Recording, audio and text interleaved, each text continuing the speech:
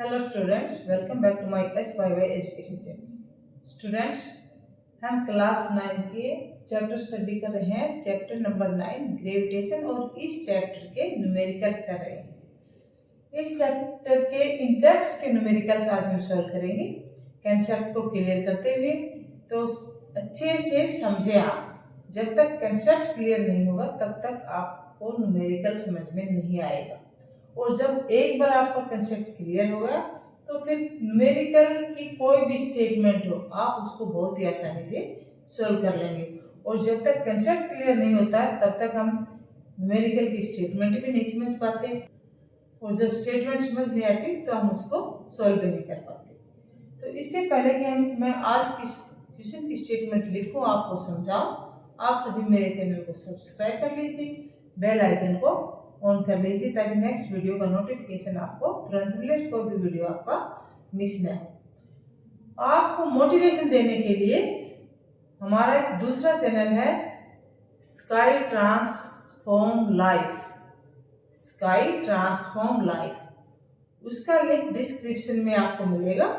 आपको मोटिवेशन की जरूरत है तो आप उस चैनल पे जाकर जो शॉर्ट वीडियोज हैं और कुछ लॉन्ग वीडियोज हैं उनको अवश्य देखें, ताकि आप हर समय अपने काम के प्रति, अपने लक्ष्य के प्रति मोटिवेटेड हैं।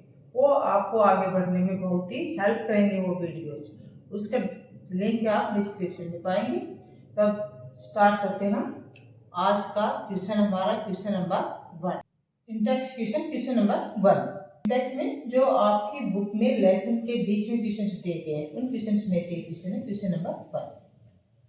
A rectangle wooden block has mass 4 kg. The length, breadth and height of this wooden block are 50 cm, 25 cm and 10 cm. Length, breadth and height के मेजर्स दिए गए हैं 50, 25 एंड 10 सेंटीमीटर, और मास दिया गया है 4 kg. Find the pressure on the table top. अब table के टॉप पर जब हम उस ब्लॉक को रखेंगे तो टेबल की टॉप पर उसका कितना प्रेशर पड़ेगा। किस केस में? दो केस बता दें। एक तो कब, जब हम वुडन ब्लॉक को टेबल की टॉप पर 50 × 25 मेजर के साथ रखेंगे, यानी कि उसकी कौन से मेजर्स आएंगे नीचे, उसकी लेंथ और दूसरा क्या आएगा, breadth. Length and breadth, width लंबाई और चौड़ाई के हिसाब से जब हम बॉक्स को रखेंगे तब टेबल की टॉप पर कितना प्रेशर आएगा। दूसरे में क्या फाइंड आउट करना है, when the wooden block is kept with its surface measuring 25 × 10 cm, 25 × 10 यानी कि उसकी विड्थ एंड हाइट की मेजर्स के साथ जब रखेंगे, उस सरफेस को जब हम रखेंगे तो उस केस में उसकी कितने प्रेशर जो है वो टेबल के टॉप पे वो एग्जर्ट करेगा, कितना प्रेशर आएगा टेबल के टॉप पर। तो पहले हम केस नंबर 1 को स्टडी करते हैं। केस नंबर 1, केस नंबर 1 को सॉल्व करें उससे पहले हम ये फाइंड आउट कर लेते हैं कि फोर्स कितना एग्जर्ट करेगा। ये दोनों केसेस में फोर्स तो इक्वल लगेगा। तो सॉल्यूशन करते हैं हम यहाँ पर। मास क्या है, mass of block, wooden block जो है उसका मास है 4 kg। तो एक्सेलरेशन ड्यू टू ग्रेविटी क्या होगा, acceleration due to gravity, acceleration due to gravity है वो क्या है 10 g की वैल्यू यहाँ पर है 10 मीटर पर सेकंड स्क्वायर, 10 मीटर पर सेकंड स्क्वायर। वेट क्या होगा यहाँ पर ब्लॉक का, वेट क्या होगा mg, और हम जानते हैं कि weight is equal to force. जितना वेट है कोई भी ऑब्जेक्ट को उतना ही फोर्स अप्लाई कर रहा है, उतना ही उसका फोर्स लगता है। m और g की वैल्यू यहाँ पुट करते हैं, क्या आएगा 10 × 4, 10 × 4 40 न्यूटन, 40 न्यूटन।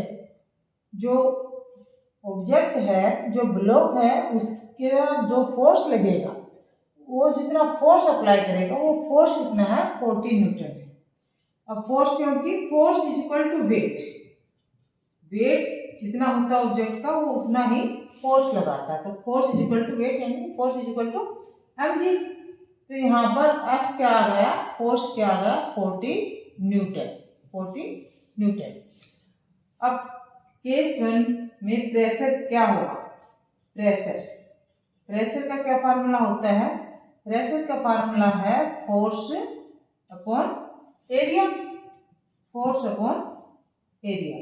अब फोर्स क्या है 40 न्यूटन और एरिया क्या होगा, एरिया ये हमारे पास, एरिया हम यहाँ पर निकालेंगे इसका 50 into 25, 50 into 25 centimetre square, 50 into 25 square centimetre, ये होगा एरिया फर्स्ट केस में। तो प्रेशर का जो फार्मूला वो फोर्स अपॉन एरिया, तो प्रेशर का फार्मूला फोर्स अपॉन एरिया। तो फोर्स ये हमारे पास 40 न्यूटन रखा हमने और यहाँ पर सेंटीमीटर में है, तो इसको हम मीटर में करेंगे। तो ये कितना आ जाएगा 25 पाइजा 125 0, और ये है किसमें, सेंटीमीटर स्क्वायर में, इसको हमें किस में चेंज करेंगे, मीटर स्क्वायर में। तो मीटर स्क्वायर में करेंगे तो इसको क्या आएगा 100 इंटू 100 स्क्वायर करना है, 2 बार सेंटीमीटर थे। अब यहाँ से इसको कैंसिल करो, क्या आएगा 25 5 जा 25 4 जा 5 जा 5 एंड 2 2 जा 8 एंड 8 4 जा 32, 320 न्यूटन पर मीटर स्क्वायर, 320 न्यूटन पर मीटर स्क्वायर। न्यूटन फोर्स की यूनिट थी और मीटर स्क्वायर किसकी यूनिट थी, एरिया की। और ये जो न्यूटन पर मीटर स्क्वायर, इसको हम क्या करते हैं, पास्कल, जो किसकी यूनिट है, प्रेशर की यूनिट है। तो हम इसको ऐसे भी लिख सकते हैं 320 पास्कल, पास्कल का सिंबल है P। तो फर्स्ट केस में वुडन ब्लॉक टेबल के टॉप पर 320 पास्कल प्रेशर एग्जर्ट करेगा, 320 पास्कल का प्रेशर लगेगा। अब second case B, second case का सॉल्यूशन करते हैं, बी पार्ट का एरिया। सेकंड केस में एरिया क्या है, बॉक्स का सरफेस का जो टॉप को टच करेगा 50 इंटू 10, और इसको यहीं पे हम चेंज कर देते हैं किसमें, मीटर में।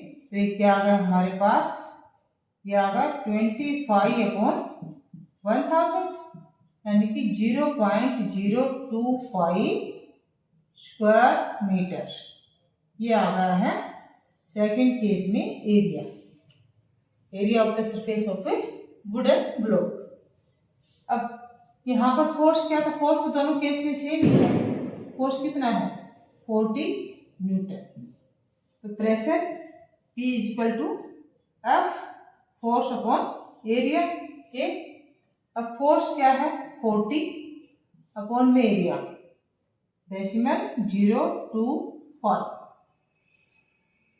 अब इसको डेसिमल हटाते हैं हम, तो कैसे लिख देंगे हम इसको, यहाँ पर कर देंगे हम 1000, और इसको अब हम कैंसिल करते हैं, 25 से 1000 को कैंसिल कर देते हैं। तो क्या आएगा 40 से मल्टीप्लाई करेंगे, क्या आएगा यहाँ पर 40 से मल्टीप्लाई करेंगे तो 1600 newton metre square, newton metre square लिखें या क्या लिखेंगे 1600 पास्कल, 1600 पास्कल।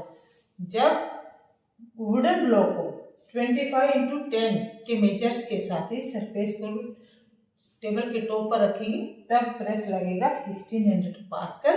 और फर्स्ट केस में जब मेजर्स 50 इंटू 25 वाली साइड को जब हम टेबल के सरफेस पे रखेंगे तो प्रेशर कितना लगता है 320 पास्कल। तो प्रेशर किस प्रकार से फाइंड आउट किया जाएगा, उसका फार्मूला क्या, फोर्स का फार्मूला क्या है, इन सभी कंसेप्ट को फार्मूलाज को अच्छे से समझिए। और जब कंसेप्ट समझ में आएगा, प्रेशर का कंसेप्ट समझकर जब आप क्वेश्चन को सोल्व करेंगे तो आप अच्छे से सीख पाएंगे। और इस प्रकार के जितने भी न्यूमेरिकल्स हैं या स्टेटमेंट चेंज करके आपके एग्जाम में जब न्यूमेरिकल आएगा तो आप उसको भी सोल्व कर पाएंगे। इसलिए कंसेप्ट क्या, क्लेरिफिकेशन, कंसेप्ट को क्लियर करना बहुत ही जरूरी है। तो आप वीडियो को ध्यान से देखें और कंसेप्ट को समझें और समझ कर ही न्यूमेरिकल्स को सीखें। वीडियो को आप शेयर कीजिए और लाइक कीजिए। Thank you for watching the video.